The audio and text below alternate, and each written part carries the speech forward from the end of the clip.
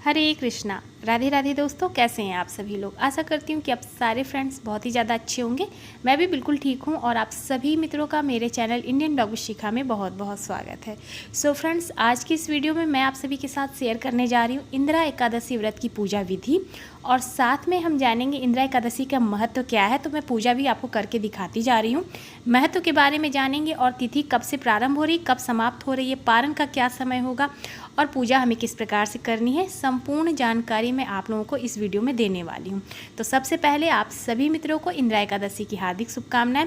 और बस मेरी यहाँ पे पूजा देखिए प्रारंभ हो रही है। तो यहाँ पर मैंने दीपक प्रज्वलित किया। धूप दीप प्रज्वलित करने के पश्चात अब हम करेंगे सबसे पहले गणेश जी की पूजा।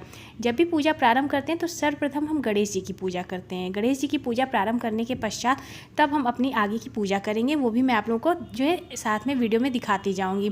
तो चलिए सबसे पहले जान लेते हैं इंदिरा एकादशी के महत्व के बारे में। अश्विन मास के कृष्ण पक्ष की एकादशी तिथि जो है इंदिरा एकादशी के नाम से जानी जाती है। इस एकादशी का खास बात यह है कि यह एकादशी पितृपक्ष में आती है, इसलिए इसका और भी अधिक महत्व होता है।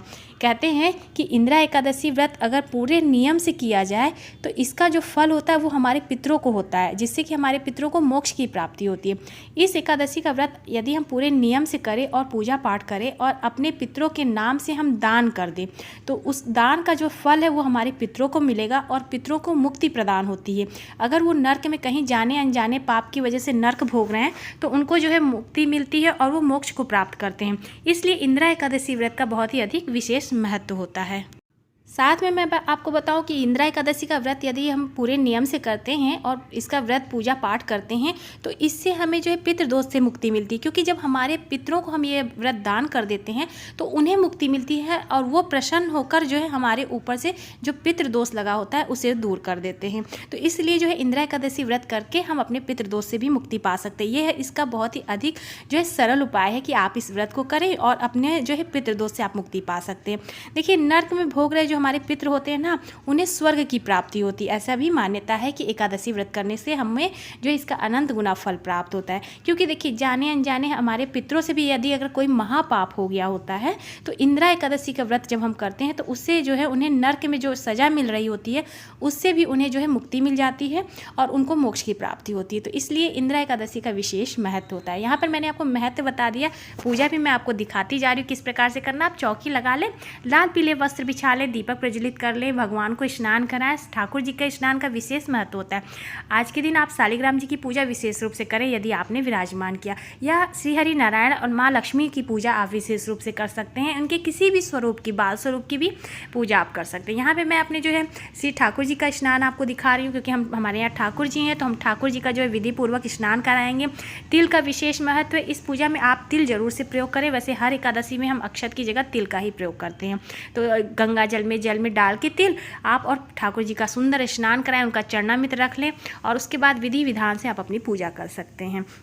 तो इस प्रकार से आप एकादशी का व्रत करेंगे। अब जानते हैं कि तिथि कब से प्रारंभ हो रही है, व्रत हमें कब करना है, पारण का क्या समय होगा, वो संपूर्ण मैं आपको बताने वाली। तो देखिए, एकादशी जो तिथि प्रारंभ हो रही है 27 सितंबर 2024 को 1:20 से ये प्रारंभ हो जाएगी और इसकी समाप्ति होगी 28 सितंबर दोपहर 2:49 पर। तो इस प्रकार से आप जो है एकादशी का व्रत 28 सितंबर दिन शनिवार को करेंगे।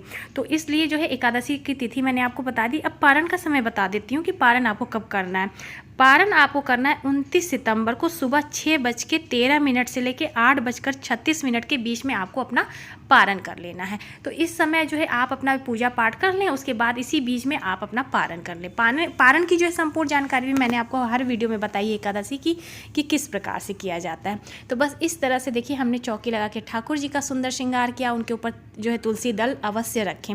एकादशी में तुलसी दल का विशेष महत्व होता है, इसलिए तुलसी दल जो है आप प्रभु को जरूर से अर्पित करें, ठाकुर जी के श्री चरण में रखें और ये चरणामृत जरूर से आप रख लें। ये आप जो है पारण के भी दिन आपको चरणामृत की आवश्यकता होती है। उस दिन भी आप जब ठाकुर जी को स्नान कराएं तो उनके चरणामृत से आप जो है अपना पारण करें। अब हम जो है लक्ष्मी नारायण की पूजा करेंगे। देखिए, एकादशी के दिन लक्ष्मी नारायण जी की पूजा करने से उसका हमें जो है अधिक फल जो है प्राप्त होता है। एकादशी व्रत भगवान विष्णु जी को समर्पित है। एकादशी व्रत करने से भगवान नारायण, माता लक्ष्मी की पूजा करने से संपूर्ण मनोकामनाएं की पूर्ति होती है। इसलिए जो है इस दिन आपको माता लक्ष्मी जी के साथ श्री नारायण जी की पूजा का विशेष महत्व माना गया, तो आपको करना चाहिए। यदि आपके पास मूर्ति है तो उनकी पूजा करें, यदि आपके पास फोटो है तो आप उनकी पूजा कर सकते हैं। यहाँ पर आप देख सकते हैं हमने पुष्पों द्वारा ठाकुर जी को और अपने लक्ष्मी नारायण जी को सुंदर दिव्य स्नान कराया। पुष्पों की माला अर्पित करें प्रभु को। पूजा की विधि मैं आपको बता रही हूँ। माला अर्पित करें, टीका चंदन करें, माता को रोली अर्पित करें, कुमकुम लगाएं और इस प्रकार से आप पूजा कर सकते हैं जैसे कि मैं आपको दिखा रही हूँ। तो इसलिए मैं आपको बताती हूँ एकादशी का विशेष महत्व होता है, आपको पूजा करनी है। इस दिन आप जो है विष्णु सहस्त्र नाम का पाठ अवश्य सुने। कहते हैं कि इंदिरा एकादशी का व्रत हम जब करते हैं, पितरों के लिए करते हैं, तो हमें इस दिन जो है विष्णु सहस्त्र नाम का पाठ करना चाहिए, भागवत पढ़ना चाहिए, श्रीमद् भगवद गीता का पाठ आप कर सकते हैं। इस प्रकार से जो है मंत्रों का जाप कर सकते हैं। ओम नमो भगवते वासुदेवाय मंत्र का जाप करें और इस तरह से आप पूजा पाठ करें। इस दिन अन्न का भोग नहीं लगाया जाता, फलाहार का भोग लगाते हैं। देखिए इस दिन बहुत सारे लोग जो है एकादशी के दिन जो है कहीं कहीं पर एकादशी के दिन जो है पितरों के नाम से तर्पण वगैरह किया जाता है, ब्राह्मणों को भोजन कराया जाता है। तो इस दिन एकादशी के दिन कोई भी तर्पण या कोई भी श्राद्ध काम नहीं किए जाते हैं, आप अगले दिन कर सकते हैं। क्योंकि एकादशी के दिन देखिए जब हम ब्राह्मणों को भोजन कराएंगे तो अन्न हम बनाएंगे, तो अन्न का भोग हमें जो है नहीं लगाना है और हम ब्राह्मणों को भोजन भी नहीं कराएंगे। तो आप अगर करा भी रहे हैं तो आप फलाहार का विशेष ध्यान रखें, फलाहार का जो है भोजन करा सकते हैं। यानी कि फलाहार बनाएं और उसका भोग आप ठाकुर जी को लगा के आप जो है श्राद्ध कर्म में अपना कर सकते हैं। इस तरह से मैं आपको बता देती हूँ। अब आपको कथा पढ़नी, कथा विशेष रूप से आपको सुननी चाहिए, तो आप कथा पढ़ भी सकते हैं और सुन भी सकते हैं। तो इस तरह से देखिए आपको जो है मार्केट में पुस्तक मिल जाएगी और इस तरह से आपको इंदिरा एकादशी व्रत की कथा जरूर से पढ़नी चाहिए और सुननी चाहिए। इसके साथ ही आप पूरे दिन प्रभु का हरि नाम जप कर सकते हैं और इस तरह से आप जो है पूजा पाठ करके तर्पण आदि करके अपने पितरों को यह पूजा का फल जो है दान करें। आप जब इस तरह से व्रत उपवास पूजा पाठ कर लें, इसका जो संपूर्ण फल आप जो है अपने पितरों के नाम से दान कर दें।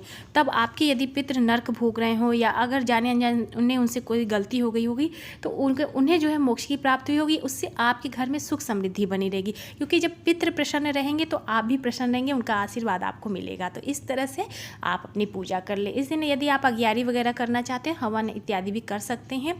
तो हरि विष्णु जी के लिए आप जो है छोटी सी अग्यारी हवन भी कर सकते हैं और आरती करें। पूजा के पश्चात आपको इस तरह से आरती करनी है।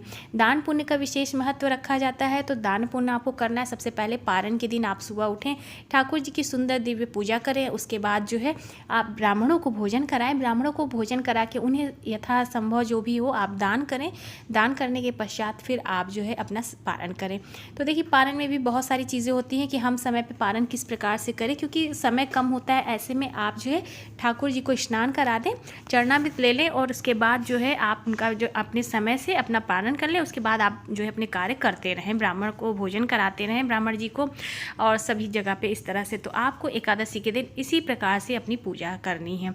तो उम्मीद करती हूँ मैंने आप लोगों को सारी चीज़ें बता दी हैं। दसवीं तिथि का किस प्रकार से नियम होता है वो भी मैंने आपको बताया है। दसवीं के दिन आपको एक समय भोजन करना है। सायंकाल में यदि आपका स्वास्थ्य ठीक है तो आप फलाहार ले सकते हैं, और नहीं तो आप शाम के भी समय में शुद्ध सात्विक भोजन लें बिना प्याज लहसुन का।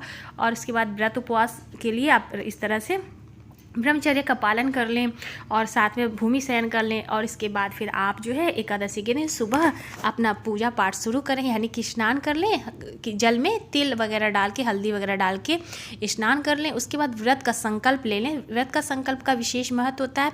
संकल्प लेके आपको अपनी पूजा प्रारंभ करनी है। सबसे पहले आप संकल्प ले लें, उसके बाद आपको गणेश जी की पूजा करनी है। चौकी लगा लें, चौकी लगा के इस तरह से आप अपने ठाकुर जी की सेवा करें, लक्ष्मी नारायण जी की पूजा करें और इस प्रकार से आप एकादशी की व्रत उपवास करके पूजा पाठ करें। सो उम्मीद करती हूँ कि आज की पूजा विधि आपको पसंद आई होगी। तो प्लीज़ वीडियो को लाइक कीजिएगा, ज़्यादा से ज़्यादा शेयर कीजिएगा।